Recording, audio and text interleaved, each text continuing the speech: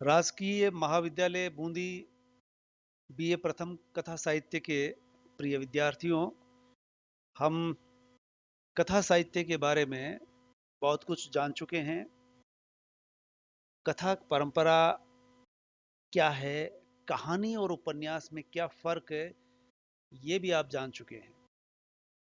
अब आपके सामने विषय है कि कहानी हो, उपन्यास हो या काव्य, सभी में व्याख्या करने के लिए आया करती है। अगर काव्य है तो पद्यांश कहेंगे, और कथा काव्य से इतर है तो उसे गद्यांश कहा जाएगा। कहने का आशय ये कि आप गद्यांश हो या पद्यांश, दोनों की ही व्याख्या करनी होती है। अब तक आप सुन चुके हैं गद्यांश, पद्यांश और उसकी सप्रसंग व्याख्या कैसे की जाती है। पहले व्याख्यान में आपको यह पता भी चल चुका है कि ऊषा प्रियंवदा की कहानी वापसी का गद्यांश हम आरंभ कर चुके हैं। अब आप व्याख्या के बारे में जान सकते हो। हम प्रसंग तक पहुंचे। गद्यांश इस तरह से था, जिस व्यक्ति के अस्तित्व से पत्नी मांग में सिंदूर डालने की अधिकारी है, समाज में उसकी प्रतिष्ठा है, उसके सामने वह 2 वक्त भोजन की थाली रख देने से सारे कर्तव्यों से छुट्टी पा जाती है। वह घी और चीनी के डिब्बों में इतनी रमी हुई है कि अब वही उसकी संपूर्ण दुनिया बन गई है। ये है गद्यांश। सबसे पहले इसे एक बार पढ़ेंगे, दूसरी बार पढ़ेंगे, आप कुछ कुछ समझ में आ जाएगा। सर्वप्रथम आप इसका प्रसंग क्या है, प्रसंग के बारे में बताएंगे। और प्रसंग के बारे में आपको मैंने पिछली बार बता दिया था। सर्वप्रथम उक्त गद्यांश कहां से लिया गया है और रचनाकार कौन है। तो यहां उषा प्रेमवदा कहानी है वापसी, जहां से इसे लिया गया है। इसमें प्रसंग जो बनता है वो इस तरह से है। हम ये देखते हैं कि नायक का अंतर्द्वंद उक्त गद्यांश में व्यक्त होता है। पति पत्नी संबंध के बारे में उभर करके आता है। गद्यांश की ये खास पंक्ति है, मांग में सिंदूर डालने से उसकी प्रतिष्ठा जितनी बढ़ती है, जितना सम्मान मिलता है, वो मिल चुका होता है। लेकिन अब वही उसकी संपूर्ण दुनिया बन जाती है। उस दुनिया में पति कहां और कैसे ठहरता है, यहां आकर के बात उठती है। चिंता का विषय यह है, कहानी का नायक का नाम है गजादर बाबू, जो सेवानिवृत्त होकर के घर लौटते हैं। घर लौटने के बाद उन्हें समुचित सम्मान नहीं मिल पाता है। ये एक परेशानी का सबब बनता है। हमने इसका प्रसंग देख लिया। अब व्याख्या करने के लिए हमें कुछ खास खास चीजें, जो खास मुद्दे हैं, जिस तरह से गद्यांश में 2-3 बातें सामने आती है, मैं यहां आपको विस्तार से इसे बता रहा हूं। आप अपने हिसाब से फिर इसे अपने शब्दों में बताने का, लिखने का प्रयास करेंगे। वापसी कहानी नौकरी पेशा वृद्ध जीवन पर केंद्रित कही जा सकती है। गजादर बाबू रेलवे से सेवानिवृत्त होकर घर आते हैं। घर में भरा पूरा परिवार है, बच्चे अपने अपने काम में लगे हुए हैं। ऐसे में गजादर बाबू के पास बैठने वाला परिवार में पत्नी के सिवा कोई नहीं है, और वे उम्मीद करते हैं पत्नी से कि वही वक्त दे, कम से कम वह तो वक्त दे। परिवार में जो दो स्तंभ होते हैं, पति और पत्नी, जिस पर परिवार खड़ा होता है, फिर उसमें बच्चे आते हैं। तो सबसे पहले अगर किसी से उम्मीद की जा सकती है पति के द्वारा, तो पत्नी होती है। कोई वक्त दे न दे, कम से कम पत्नी तो देगी। लेकिन जैसे वह भी कम व्यस्त नहीं है, व्यस्तता की बात अगर करें तो सभी परिवार के सदस्य, छोटे बड़े, सभी अपने अपने में मस्त और व्यस्त हैं। पत्नी से उम्मीद की जाती है तो पत्नी माथे पर सिंदूर लगाने से पत्नी को सब कुछ मिल जाता है।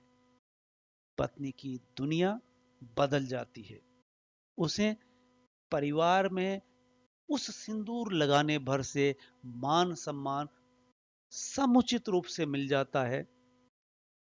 एक दिन वह आता है जब वह घर में बच्चों के साथ इतनी लिप्त हो जाती है कि उसे अपने पति के लिए जगह नहीं बचती।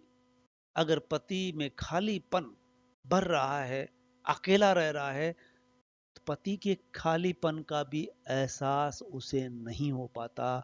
यह विडंबना अधिकांश घरों की हो सकती है। यहां कहानी का नायक शिद्दत से महसूस करता है। फलतः पति अपने आप को अपने ही परिवार में अकेला, असहाय महसूस करने लगता है। गजादर बाबू सोचते हैं कि वही पत्नी जो उन्हें चाहती थी, अब उसकी दुनिया बदल गई है। पत्नी अब बदल चुकी है, उसकी एक दुनिया बन चुकी है। उस दुनिया में उसके सिवाय सब कुछ है। वह परिवार के कार्यों में एक तरह से सिमट करके रह जाती है। पति पत्नी और परिवार, लेकिन उस परिवार में पति यानी मुखिया अकेलापन महसूस कर रहा है। पति पत्नी के लिए रसोई के बहुत सारे ढेरों कार्य हैं, जिसमें डिब्बे, बर्तन, भांडों को समेटने और रसोई पकाने के कार्य में वह व्यस्त रहती है। पति की देखभाल उसकी प्राथमिकता में नहीं रह जाती है। ऐसे में पति पत्नी संबंध में ठंडापन व ठहराव आ जाता है। अंततः पति को एकाकीपन महसूस होता है। इस तरह से हम ये कह सकते हैं कि पति पत्नी संबंधों में उम्र के साथ ठंडापन आ जाता है। लेकिन सोच में नहीं आना चाहिए, उक्त कहानी में पत्नी के लिए घर के कार्य अपने आदमी से बढ़कर हो जाते हैं। वो घर में जितनी व्यस्त रहती है, उसमें से वो किसी भी तरह से वक्त निकाल करके पति के साथ बैठकर बात करना, हालचाल पूछना, ये सब यहां नहीं हो पाता है। कह सकते हैं कि पति और पत्नी संबंध उम्र बढ़ने के साथ साथ धूमिल होने लगते हैं, बदलने लगते हैं, बदलाव आ जाता है। पति पत्नी संबंध एक दूसरे की जरूरत हो जाते हैं, लेकिन यहां उल्टा होता है। पति पत्नी संबंध कहा जाता है, बुढ़ापे में वो एक दूसरे की ओर नजदीक आने चाहिए, पर ऐसा नहीं होता। यहां विशेषकर वापसी कहानी में न होने के पीछे कुछ कारण हैं, जिसके बारे में समय बचेगा तो मैं बताऊंगा। पति में क्या है? अकेलापन, और अकेलापन बढ़ने से उनमें निराशा घर कर जाती है। भी निराशा के शिकार हो जाते हैं। इस तरह से दोनों में दूरी घटनी चाहिए थी, वो घटने के बजाय बढ़ती चली जाती है। वो एक दूसरे से दूर हो जाते हैं। पति क्या सोच रहा है, पत्नी को इससे कोई ज्यादा लेना देना नहीं रह जाता।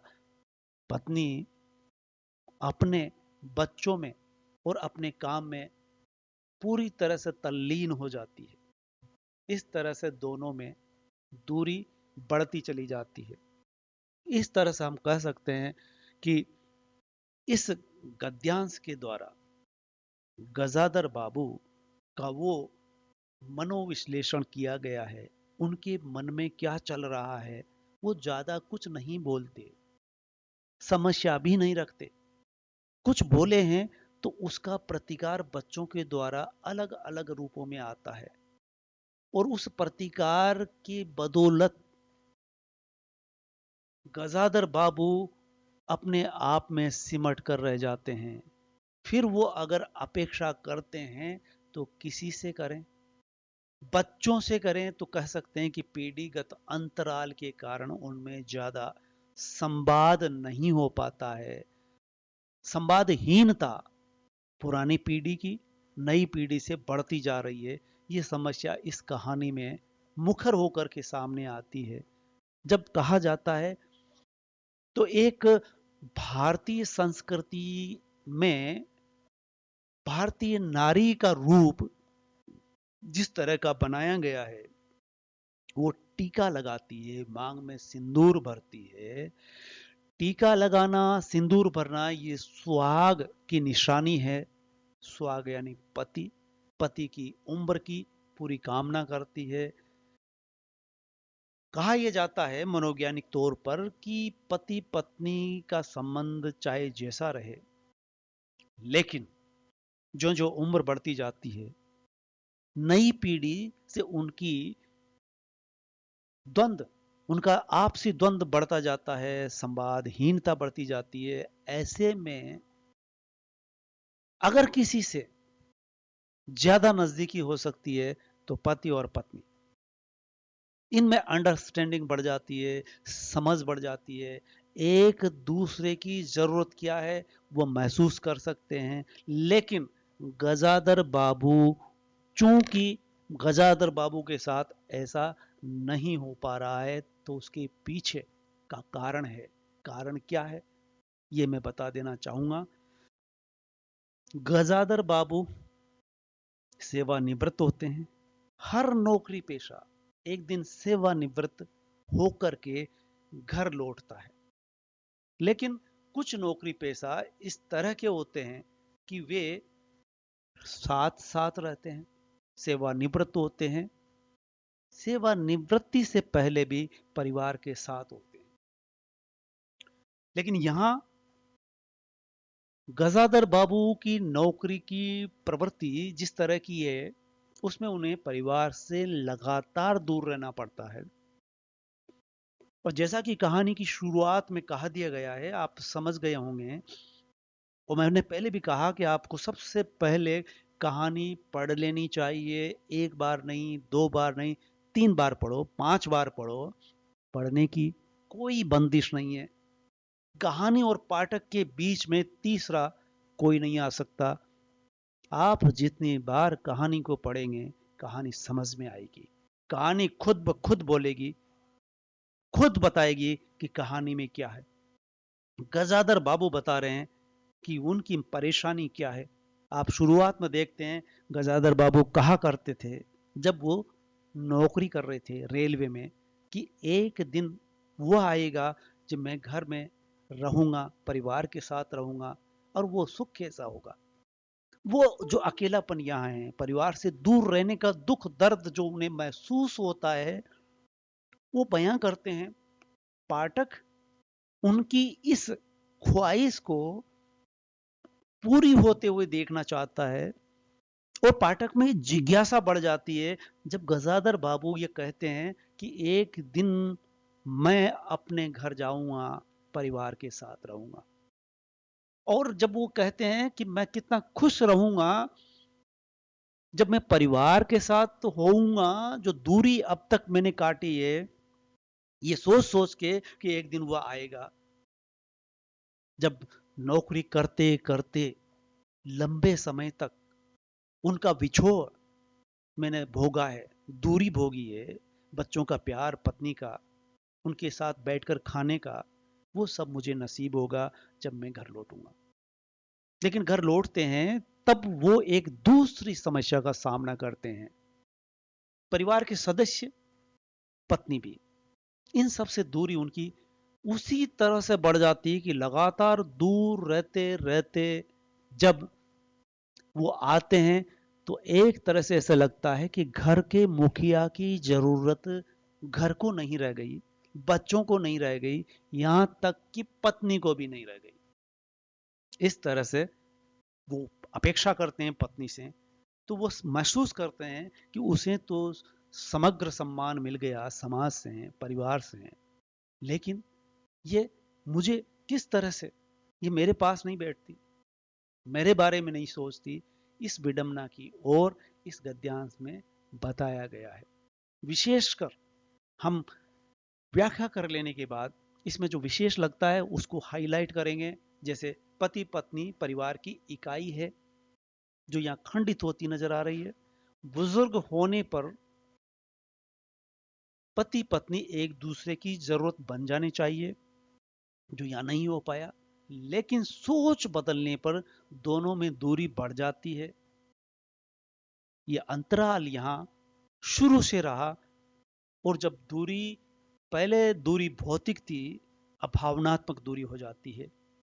कहानी के माध्यम से ये बताने का प्रयास किया गया है कि उदारीकरण के दौर में बुजुर्गों का घर परिवार में बढ़ता एकाकीपन, बेगानापन, यहां तक कि उनको अपमान का बोध भी हो रहा है, ये समस्या बनकर सामने आने लगे हैं। जिसे यूं कह सकते हैं कि वृद्धाश्रम सामने आने लगे हैं। ये वापसी की कहानी का एक गद्यांश को हमने सुना। अब हम दूसरा गद्यांश भी सुनेंगे अगले वीडियो में। तब तक इसे आप सुने, देखें और इसे सब्सक्राइब अवश्य करें। धन्यवाद।